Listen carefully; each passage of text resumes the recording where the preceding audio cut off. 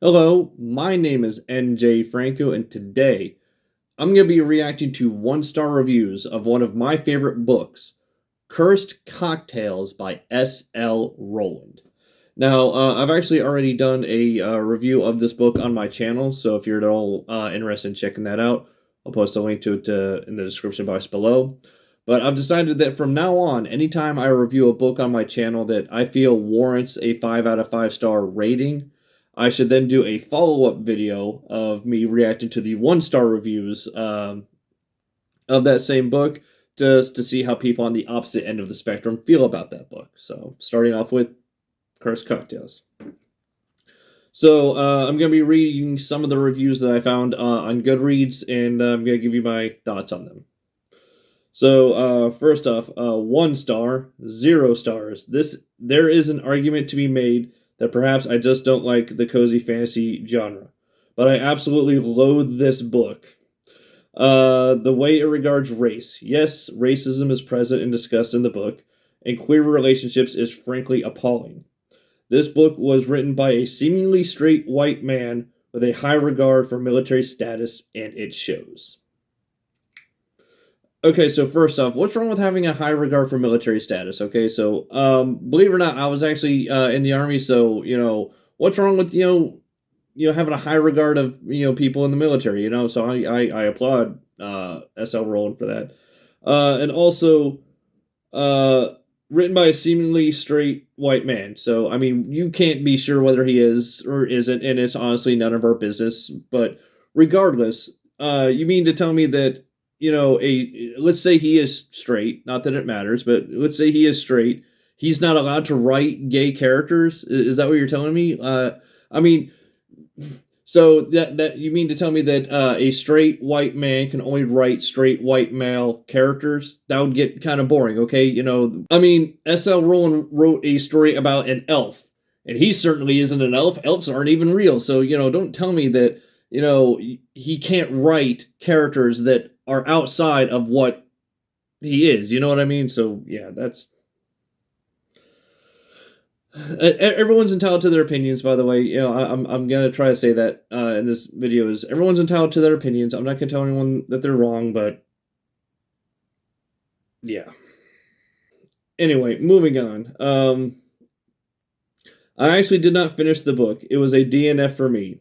I just could not get over the fact that it was the same as Legends and Lattes.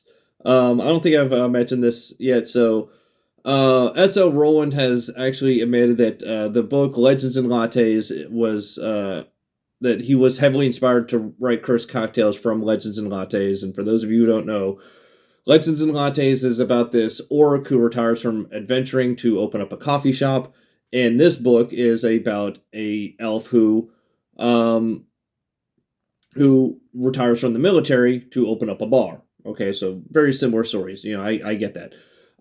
So my question is though, like, what's wrong with like enjoying one type of story? I actually read Cursed Cocktails before I read Legends and Lattes, but regardless, um, what's wrong with reading Legends and Lattes, and being like, I like this story, I want more of the same kind of thing. Oh, here's Cursed Cocktails, a similar book. I want a similar yet different experience. So now I'm gonna read this too. Okay, what's wrong with that? Moving on. All right, next. Let's see, catchy title. I got this book because of the title. The main character just retired from 20 years in the Northern Army. He's in pain because of his magic, and a friend advised that he move to a warmer climate, so he does. Yeah, correct so far. The recipes are very interesting, and Roran, the elf, is a decent guy. It's got a cat, a fox, and a kraken. Sorry if that's a spoiler, but there's a kraken. Uh, Also a few eccentrics. It looks as if there's the start to a slow burn romance, but it's just hinted at. I mean, yeah, that's pretty much it. He's pretty much nailed what the story is about.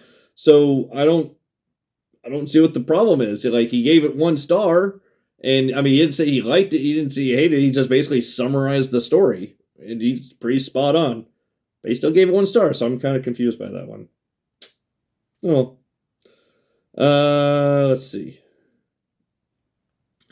Next, this did not grab me at all. The MC was incredibly boring and there was no tension.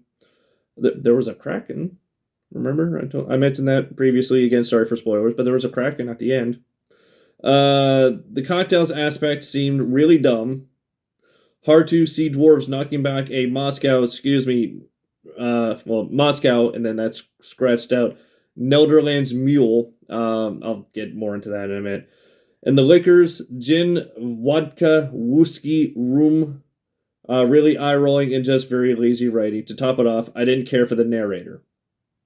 Okay, so first off, so I guess this guy listened to it on audiobook. If you didn't care for the narrator, that's not the author's fault, but like actually I just started I attempted to start a new audiobook today, and like a minute or so in, I wasn't feeling the narrator's voice. I didn't like it. Nothing against the narrator, but I was kind of like, yeah, I'm not gonna be able to listen to this for 8 hours. So next, moving on. So if you're listening to an audiobook, you don't like the narrator's voice, move on to a different book or find a different version of that audiobook with a different narrator. But whatever. So back to the Nelderland Mule, Moscow Mule. So in this book, again, for those of you who haven't read the story, S.L. Rowland takes common cocktails of today, for instance, the Moscow Mule, and then basically renames it to give it a fantasy spin and to make it sort of fit into his universe a little bit better. So he took the Moscow Mule and called it the Nelderlands Mule, so that's why that explains the Moscow scratched out and the Nelderlands Mule. Okay. Now, they said that they find it hard to see dwarves knocking back a Moscow Mule. Here's the thing: I could totally see dwarves kicking back a freaking Moscow Mule, because at least the way I understand dwarves is they're not particularly picky about what alcohol they drink. Like other than wine, I can definitely see most dwarves turning their nose up to wine, but beer, liquor, they seem to not care if it's alcohol. If it'll get them drunk, bottoms up, they'll drink it. Other than like maybe wine. So yeah, I don't know what you're talking about. I could definitely see them drinking a Moscow Mule, but that's just me. But yeah, moving on. Does the author know that women exist? 17% of the way through, and there have only been 2 female characters.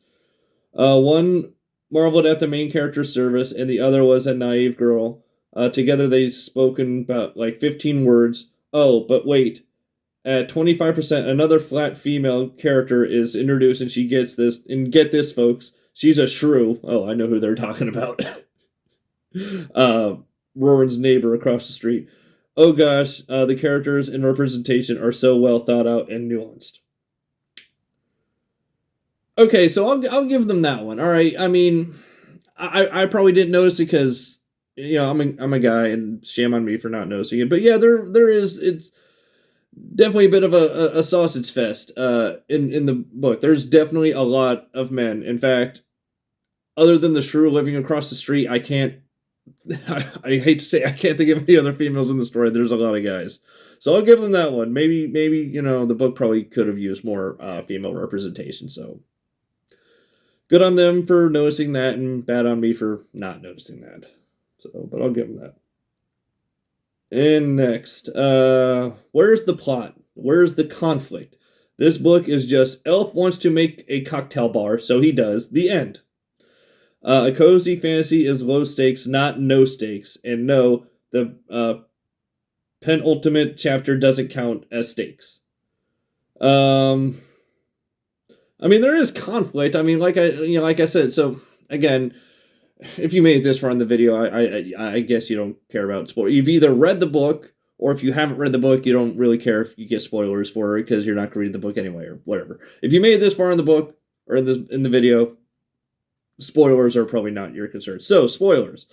Roran fights a kraken at the end of the book. Okay, and so there's tension there. There's conflict and whatnot.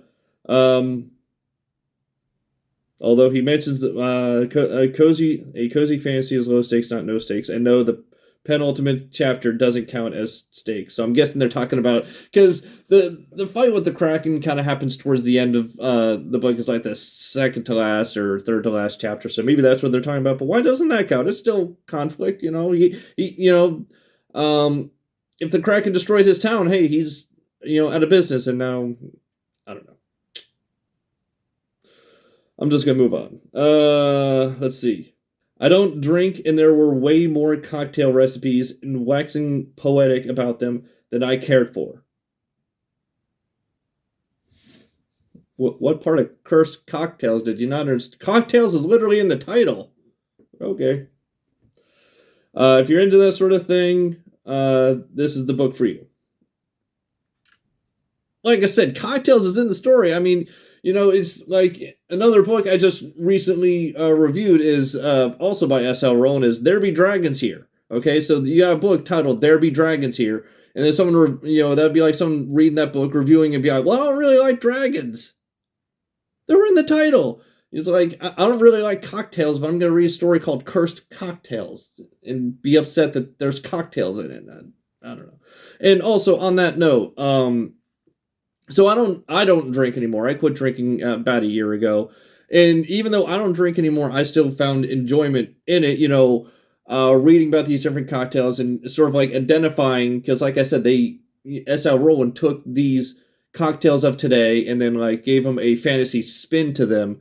So, as you're reading about these cocktails, you kind of get to learn, oh, that's what this, you kind of get to imagine, oh, this Netherland mule, oh, that's a Moscow mule, trying to figure it out. I got to, use my knowledge of cocktails, even though I don't drink anymore, to kind of guess what cocktails they were talking about. You know what I mean? So, even though I don't drink anymore, I still got to enjoy the story. So, but hey, everyone's entitled to their own opinions. Let's see. Hackneyed and trite. Almost threw up in my mouth a few times, which would have tasted better than the flavor of this book. Oh my god. I don't even know what to say to that. Alright, pretty sure this is the last one. Let's see. Flat and boring writing, and the narrator for the audiobook doesn't help. Did y'all listen to the same?